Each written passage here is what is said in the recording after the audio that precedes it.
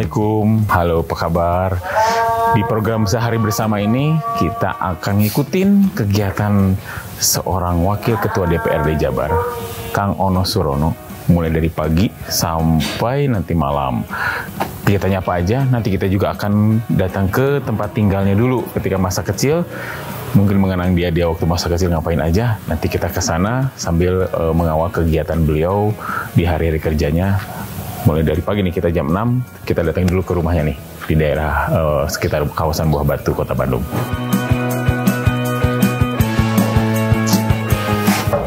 Assalamualaikum.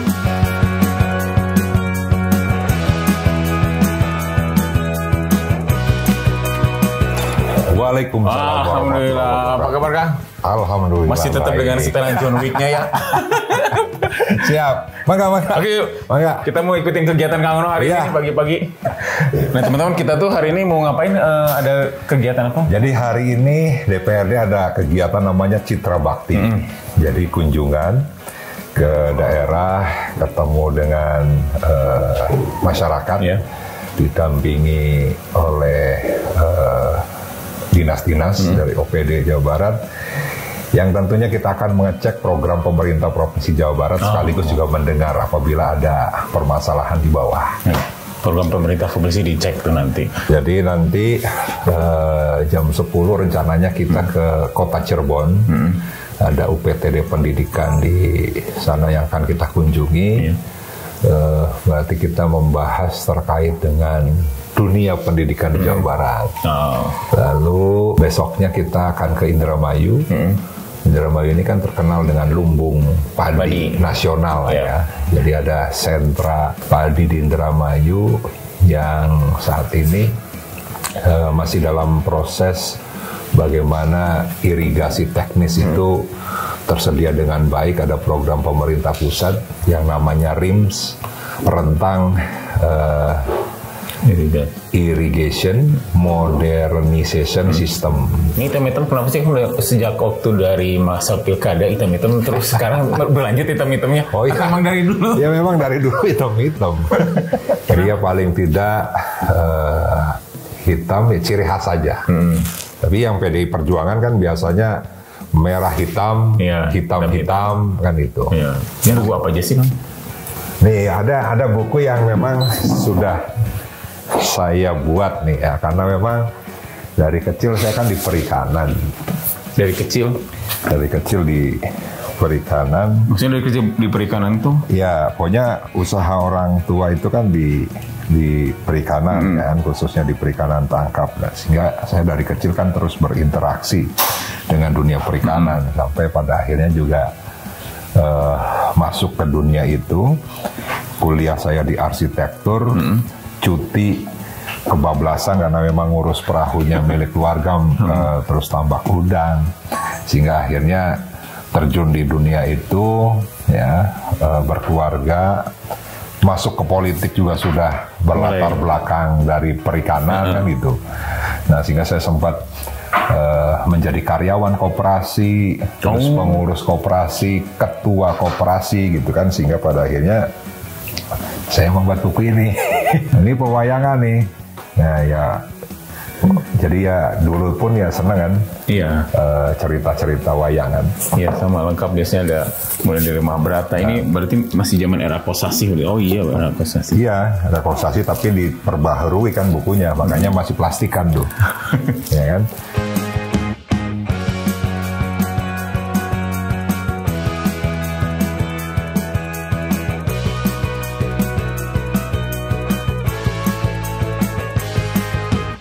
Ya sekarang kita bisa berangkat karena rencananya jam 7 kita dari DPRD ngumpul sama teman-teman. Lalu kita di sana akan naik mobil Hi-S yang dimodifikasi secara khusus. Jadi mobil itu bisa podcast di dalamnya. Oh gitu? Oh menarik itu. Kita baru tahu nanti ya. Saya juga baru tahu. Oke. Makanya kita mau coba. Kita berangkat sekarang teman-teman. Ikutin kegiatan Kang Ono seharian sampai besok.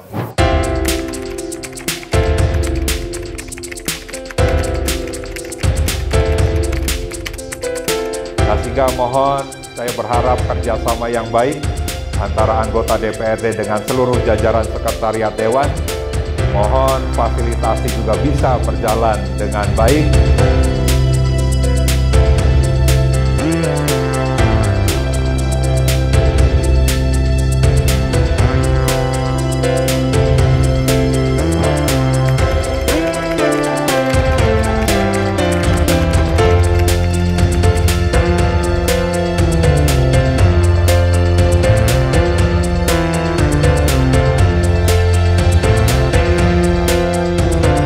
Nah, teman-teman, setelah tadi kita podcast di mobil bareng Kang Ono, sekarang kita nyampe di kantor Cabang Dinas Pendidikan Wilayah 5 Provinsi Jabar. Ini meliputi Kota Cirebon, Kabupaten Cirebon, Kabupaten Indramayu dalam rangka programnya dari DPRD Citra Bakti. Jadi Kang Ono sekarang lagi di dalam ngobrol sama Kepala KCD, ada perwakilan Kepala Sekolah SMA SMK, perwakilan Kepala Sekolah SMA swasta dan dari SLB. Mungkin ada hal-hal yang menarik nih yang akan digali di dalam sebagai anggota dewan dan beberapa teman anggota dewan lainnya. Nanti kita ikutin ya. Kita ngobrol-ngobrol nanti sama Kang Ono di dalam setelah mereka keluar. Yuk.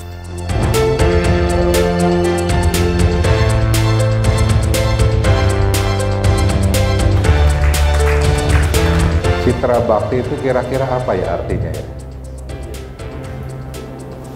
Citra Bakti. Jadi bagaimana DPRD Provinsi Jawa Barat mencitrakan secara baik apa yang menjadi baktinya kepada rakyat di Jawa Barat.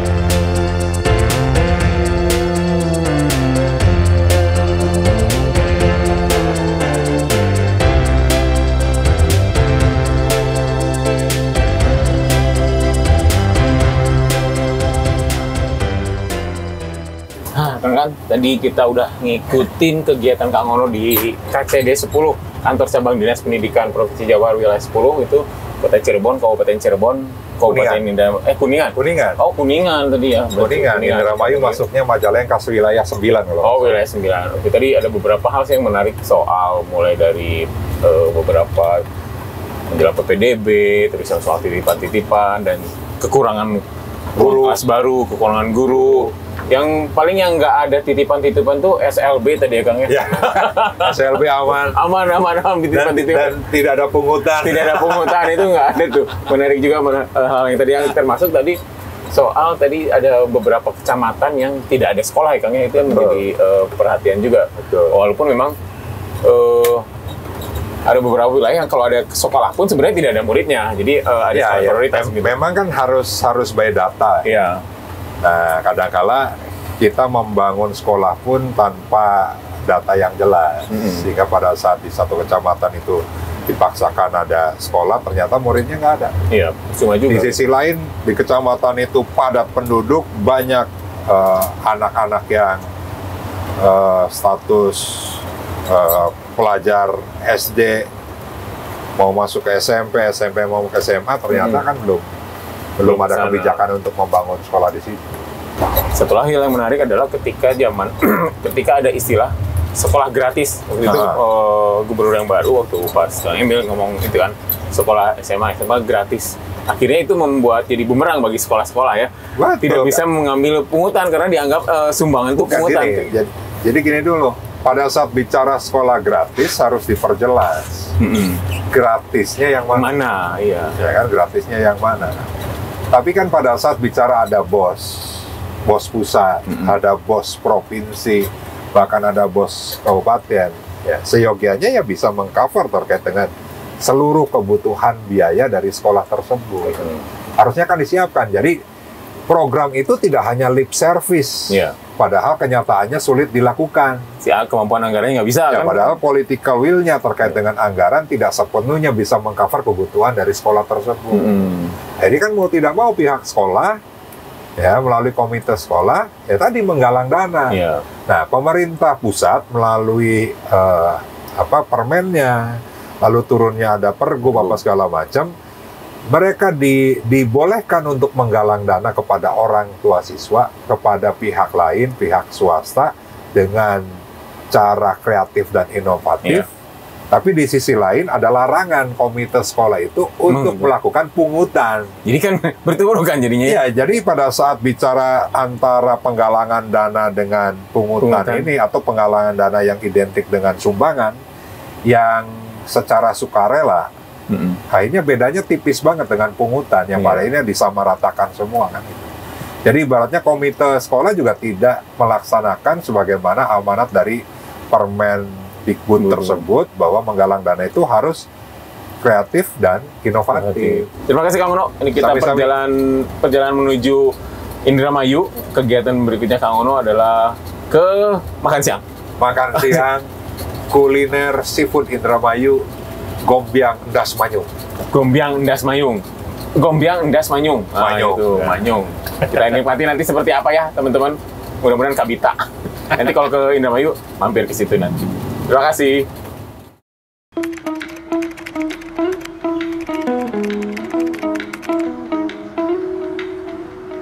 Teman-teman, kita baru nyampe nih di Karangsong.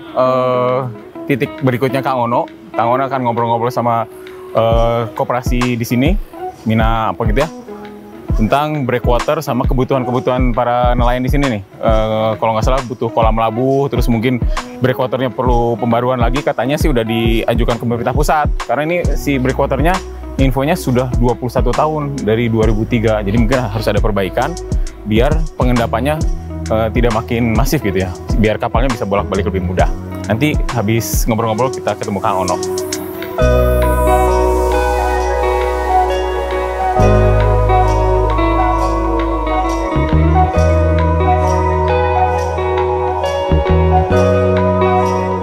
Breakwater dulu tuh dibangun 2003, ya kan? Sudah 21 tahun. Ya, jadi sudah rusak tuh, ya? Sudah tenggelam.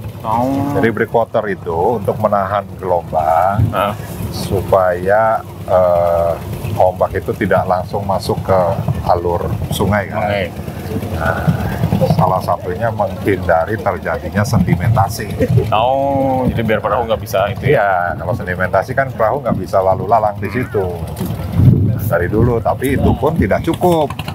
Makanya Koperasi Perikanan Laut Minas Sumitra plus pemerintah Kabupaten Indramayu mempunyai kapal keruk sendiri. Yang untuk tadi secara itu rutin melakukan normalisasi. Biar nggak sedimentasinya. Nggak sedimentasi.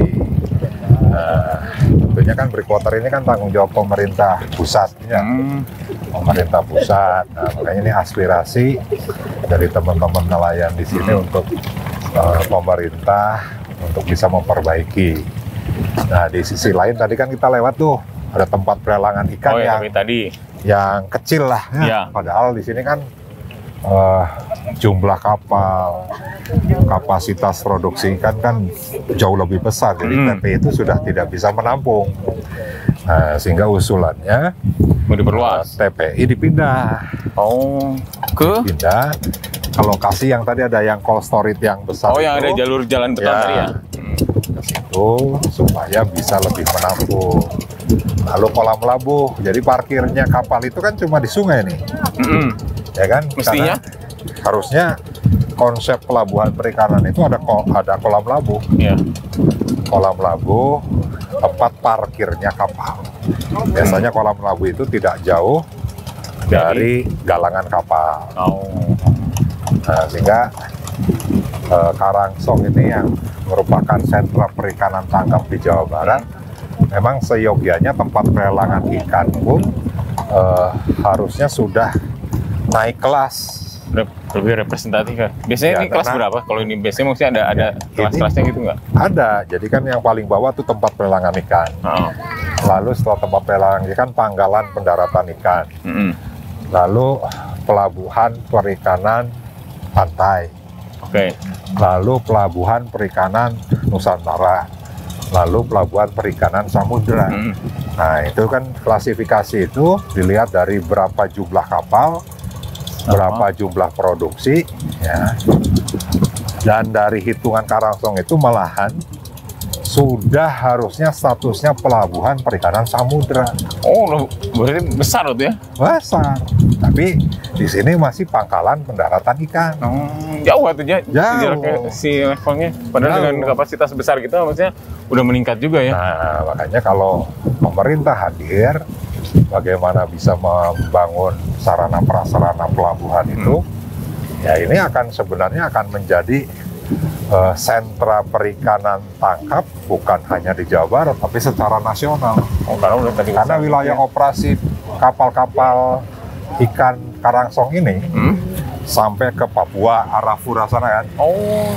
Laut Cina Selatan, Kalimantan, ya, Selat Makassar. Jauh-jauh tuh, itu berapa bulan ya sih nelayan gitu? Ya tadi disampaikan kan ada yang 7 bulan, 8 bulan. Jadi kalau Ya kan istrinya tapi punya anak kan? Nah, jadi pada saat istrinya lagi hamil dia berangkat, datang sudah ada. Nah, yang aneh kalau istrinya belum hamil, datang udah ada. Nah itu. Berarti dulu Kang Ono sekitar sini juga ya? Tadi yang ada KPL Mina tadi di sana berarti? Nah, kantor koperasi itu di sana di jalan ke arah sana, nanti kita lewatin. Nah kalau yang tadi kan ada, di sini ada lahan aset Pemprov nggak Kang yang kira-kira bisa dimanfaatkan? Gitu? Ada ya? Lahan Pemprov ada 2 hektar? Ada 2 hektar. Ada 2 hektar, itu bisa jadi kolam lambu kan? Betul. Bisa itu. Berarti teman-teman di sini bisa mengajukan ke provinsi berarti ya? Iya. Jadi ada pungutan penerimaan negara bukan pajak. Jadi setiap izin yang diberikan oleh Kementerian Kelautan dan Perikanan, maka mereka wajib membayar PNBP.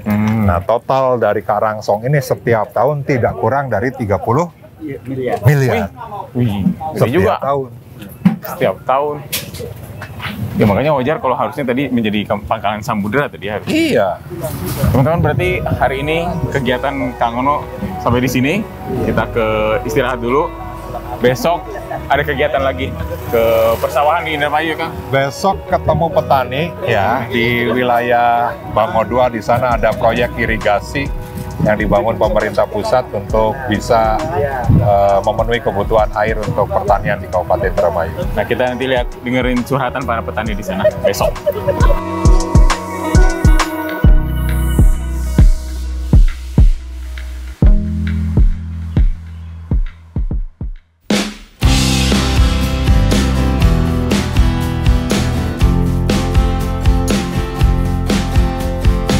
Nah, ini agenda berikutnya Kang Ono hari ini ke Kecamatan Bango 2, ada aula di sini, tapi ada pertemuannya khususnya dengan Dinas Tanaman Pangan Hortikultura Provinsi Jabar, Dinas SDA Provinsi Jabar, nanti juga ada Asosiasi Penggilingan Padi, ada dari Kuwu, ada dari Gapoktan, dari Dinas Pertanian Kabupaten Indramayu. Kenapa? Karena ya Indramayu kan sebagai salah satu lumbung padi nasional dan termasuk Jawa Barat.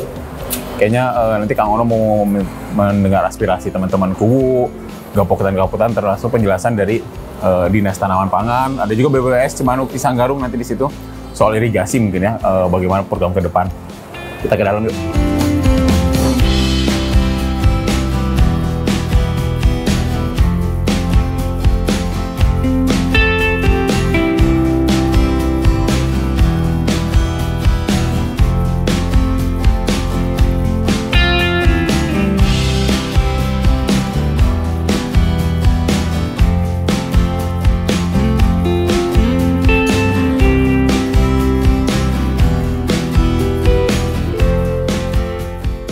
DPRD bikin live saja supaya benar-benar nih kita memperjuangkan aspirasi masyarakat ini ya memang itu tugasnya.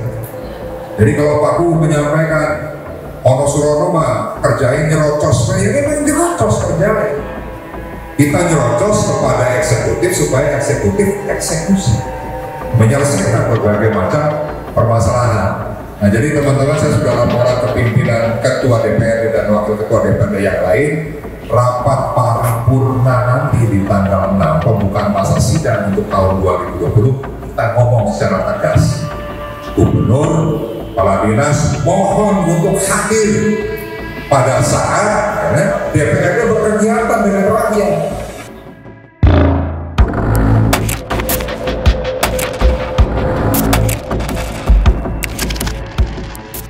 Nah, tadi Kang Ono baru ngobrol-ngobrol sama beberapa Kepoktan, ada Parakuwu juga ya, terus dari Dinas Tanaman Pangan dan Hortikultura, tambah lagi dari ada nggak hadir. Nggak hadir ya? Kepala dinasnya nggak hadir, Malah kabinetnya juga nggak hadir, yang dari provinsi. Malah yang hadir dari Dinas Pertanian Kabupaten ya, Pak Iqbal, terus ada dari Pupuk Indonesia, ada dari BBWS. Nah kan menarik tuh tadi pembahasan soal pertanian, apalagi kan Indramayu ini menjadi salah satu lumbung pangan ya untuk beras bagi Jawa Barat dan Indonesia. Kalau nggak salah kan produksi berasnya sudah 900.000 ton. 900.000 ton per tahun. Per tahun. Untuk Indramayu Jaya paling hanya 250.000.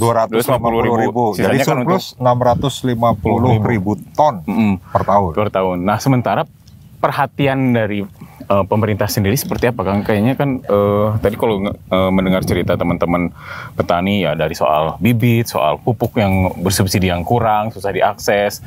Lalu tadi dari pupuk juga, dari kios-kiosnya juga mengeluhkan seperti itu. Nah, yang menjadi atensi harusnya apa nih Pemprov seperti apa? Kan dulu ada janji bahwa menjadi sumber lumbung pangan dan lain-lain, tapi atensinya seperti apa? Tadi aja kadisnya aja nggak hadir ya? Iya, makanya gini. Ironis gitu. Permasalahan pertanian Jawa Barat memang hulu hilirnya itu lebih banyak diselesaikan oleh pemerintah pusat dengan berbagai macam program. Jadi misalnya di hulu terkait dengan kebutuhan air, ya, kebutuhan air di mana irigasi ya menjadi tanggung jawab juga pemerintah pusat. Kebanyakan dari mulai embung, saluran induk, long storage ya sampai mereka juga bisa membangun misalnya RJIT. RJIT itu irigasi teknis tersier. Irigasi teknis itu pun tersier, ada programnya di pemerintah pusat. Nah, pemerintah provinsi seyogianya mereka mempunyai tanggung jawab di saluran-saluran sekunder. Pemerintah kabupaten di saluran-saluran tersier kan gitu. Nah, itu masalah air. Nah, kebetulan di Indramayu ini kan ada proyek strategis ya, ada RIMS, Rentang Irrigation Modernization System ya, ada 10 kecamatan ya yang terimbas, yang baru sebelah kiri, nanti 2026 sebelah kanan. Nah, terus misalnya terkait dengan penggarapan ya, penggarapan maka petani perlu misalnya alsintan, traktor roda 2, traktor roda 4, kultivator dan sebagainya. Ini pun banyak dibantu oleh pemerintah pusat. Ya, pemerintah provinsi ada, ya memang ada, tapi memang jumlahnya masih sangat kecil. Terus misalnya di hama ya, kita juga mendapatkan laporan dari hama tikus yang sampai dengan saat ini menurut laporan dari petani tadi ya belum ada solusi yang pasti terkait dengan penanganan tikus. Lalu biasanya di pasca panen mereka perlu alsintan untuk mesin panen yang namanya combine ya, karena buruh taninya kan sudah berkurang. Tadi perlu mesin panen yang langsung gabah itu masuk ke karung kan gitu. Lalu yang terakhir ya mungkin harga jual gabah. Ya, jadi problem-problem itu ya lebih banyak diselesaikan oleh pemerintah pusat. Nah, makanya saya mempunyai keinginan bagaimana pemerintah Provinsi Jawa Barat juga fokus juga ikut berperan di situ, ikut berperan ya sesuai dengan tanggung jawabnya, kapasitasnya. Dan satu hal ya, memang anggaran pertanian di Jawa Barat itu cukup kecil. Mungkin kepala dinas tidak berani karena hadir kecil. Juga mungkin anggarannya kecil ya. Tapi kan kita bisa melihat bahwa ya harusnya Pemprov Jawa Barat mempunyai komitmen, jangan hanya mengklaim saja. Tapi juga ada ini mengklaim misalnya, Jawa Barat surplus padi, surplus beras gitu. Tapi pada kenyataannya dia belum maksimal juga. Dari sisi anggaran aja bisa kelihatan dari sana ya. Anggaran dan dari sisi tadi kepala dinas, jajaran kabid yang memang konsisten komitmen untuk selalu mendengarkan ya apa yang menjadi keluhan masyarakat dan melakukan eksekusi. Nah ya, tadi juga yang menarik adalah ternyata jumlah petani pun akan makin sini berkurang ya, karena penghasilan tadi berkurang. Tadi apa yang dihasilkan dari pertanian itu hanya 15 sampai 20 juta per hektar dalam satu musim ya. Sementara kan mereka butuh yang lebih besar dari itu. Kemudian tadi di Indramayu sendiri sedang ada pertanian modern ya Kang ya, dalam proses kesana ini pun sebenarnya ke program dari pemerintah pusat modernisasi pertanian ya. Tapi ya memang kita harus terus kawal tuh. Yang katanya kan korporasi petani. Nah, korporasi petani ini ya jangan yang muluk-muluk lah. Jangan yang muluk-muluk, tapi bagaimana petani itu bisa mengakses permodalan di bank dengan mudah. Pemerintah membuat skema kredit yang mungkin bunganya jauh lebih murah daripada KUR, dengan syarat-syarat yang mudah dan sebagainya. Lalu bicara kelembagaan petani, ya Gapoktan yang saat ini juga perlu ditingkatkan kan. Bagaimana mereka menjadi wadah petani, tapi sekaligus misalnya kelembagaan petani ini juga sudah berpikir bagaimana usaha petani tersebut, ya. Jadi bagaimana misalnya koperasi petani mulai dihidupkan lagi. Koperasi petani. Iya. Itu memungkinkan nggak sih kalau melihat track record Kang Ono ya menghidupkan sebuah koperasi nelayan ya dari yang hanya sebelum 3 miliar terus akhirnya dalam 5 tahun menjadi hampir setengah triliun lebih ya. Nah kalau koperasi untuk di pertanian tuh apakah bisa juga seperti itu nggak kemungkinannya? Kan dulu ada KUD ya. Ya sebenarnya bisa pada saat ya koperasi itu diberikan fasilitasi untuk mendapatkan, menentukan, menemukan core bisnisnya. Core bisnis ini yang akan menyatukan kepentingan masyarakat yang berkaitan dengan usaha koperasi tersebut. Misal tadi disinggung pupuk, ya pertanyaannya tadi, benar nggak pupuk akan dirubah skema distribusinya dari distributor kios langsung ke Gapoktan? Betul. Ya kan? Ternyata kan belum berjalan. 2025 dipastikan itu belum berjalan karena peraturan pemerintahnya belum ada. Ya, apakah ini cuma main-main, ya, atau memang nanti akan dijalankan secara serius? Nah, kalau dijalankan secara serius, maka koperasi petani itu yang seharusnya diberikan fasilitas untuk menjadi distributor ataupun penyalur pupuk, ya kan? Penyalur pupuk. Nah, koperasi yang harus diberikan akses itu sehingga pada saat koperasi mempunyai unit usaha distributor pupuk, maka saya yakin kepentingan petani di wilayah itu akan bergabung. Karena kan kebutuhan dasarnya pupuk. Lalu misalnya koperasi itu punya alsintannya bisa disewakan. Lalu pasca panen ya kan bisa dibeli gabahnya, digiling, dia punya apa namanya? Penggilingan padi. Lalu dimerekin sendiri, dibentuk jaringan pemasaran, ya kan, yang melibatkan misalnya masyarakat di desa tersebut. Nah, sehingga bicara distribusinya ya tidak kemana-mana dulu, ya bicara di desa itu. Lalu melangkah ke kecamatan dan sebagainya. Jadi menurut saya sangat bisa dimungkinkan. Yang penting pemerintah mempunyai political will yang jelas. Bahwa korporasi petani, ya bagaimana petani ini menjadi pengusaha-pengusaha yang pada akhirnya berdampak kepada kesejahteraan mereka, pasti nanti akan diikuti dengan regenerasi petani. Jadi mereka akhirnya mau ya anak muda akhirnya mau menjadi petani karena keuntungannya jelas kan itu. Daripada jadi buruh mending jadi pada di mana mending jadi buruh di Jawa Barat kan paling gajinya berapa sih? 2.500.000 misalnya kalau rata-ratanya kan. Ya mereka kalaupun pertanian ini bisa dikelola dengan baik, maka 1 bulan paling tidak kalau gajinya petani ini 3,5 juta, maka anak-anak muda itu ya mau jadi petani. Bu, ini apa nih, bengkel apa nih? Bengkel motor, buat balap? Mesin? Enggak. Oh iya, kirain buat balap. Hah? Oh iya. Sawah? Iya. Oh. Ya, mangga. Yang menarik juga tadi soal pupuk ya, ternyata kenapa kok kan pangan menjadi perhatian, tapi subsidi pupuk itu sangat jauh lebih kecil dibanding subsidi BBM gitu ya. Iya, dan memang sangat ketat sekali. Seyogianya kan pupuk yang subsidinya untuk sektor produktif harusnya bisa lebih mudah dipermudah dengan anggaran yang memang disesuaikan dengan kebutuhan.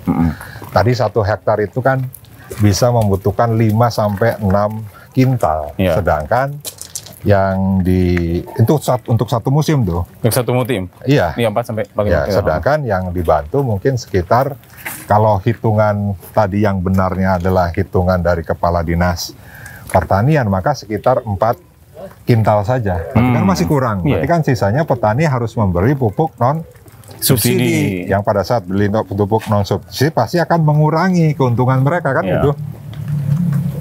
Yang tambah gitu ya. Jadi kebutuhan petani pupuk petani yang subsidi itu secara nasional itu bisa mencapai 25 juta, sedangkan yang disiapkan oleh pemerintah hanya 9 juta sekian saja. Jauh artinya masih nomboknya lumayan besar kan? Masih besar.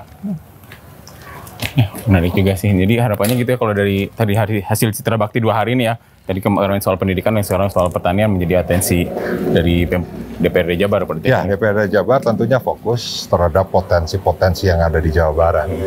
Jadi misalnya kemarin pendidikan ya. Kita fokus sesuai dengan kewenangan provinsi, berarti bicara SMA, SMK, SLB, ya kan? Yang tentunya kita harus dorong bagaimana anak-anak muda yang bersekolah itu bisa melanjutkan sekolahnya ke jenjang lebih tinggi, atau misalnya untuk lulusan SMA, SMK, mereka bisa mendapatkan pekerjaan. Nah, salah satu hal pekerjaan yang harus mereka dapat adalah ijazah. Jadi jangan sampai ada ijazah yang ditahan oleh pihak sekolah. Nah, tapi bagaimana dengan swasta? Swasta pun harus diberikan fasilitas oleh pemerintah provinsi tersebut kan gitu. Iya betul. Karena tentunya mereka cari murid sendiri, bangun sekolah sendiri, cari murid sendiri. Bangun sekolah sendiri, cari murid, guru bayar sendiri. Ya, guru bayar sendiri, tapi ya tentunya mereka masih mempunyai tanggung jawab, tapi perlu ada kehadiran dari pemerintah Provinsi Jawa Barat terkait kebutuhan dasar di sekolah tersebut kan. Nah, terus biaya pendidikan yang masih cukup tinggi juga harus kita evaluasi. Ya, dikaitkan dengan anggaran pendidikan di Provinsi Jawa Barat yang sebenarnya sudah cukup tinggi, tapi setengahnya memang untuk biaya rutin kan gitu. Iya. Nah, pertanian, maka pemerintah Provinsi Jawa Barat harus menginventarisasi 27 kabupaten kota mana yang merupakan sentra pertanian. Ya, pada saat bicara sentra pertanian dalam satu wilayah tersebut, maka kita inventarisir lagi mana kecamatan, mana desa. Nah, kawasan-kawasan pertanian yang produktif, maka kawasan itu harus ditetapkan sebagai lahan pertanian berkelanjutan yang tidak boleh beralih fungsi.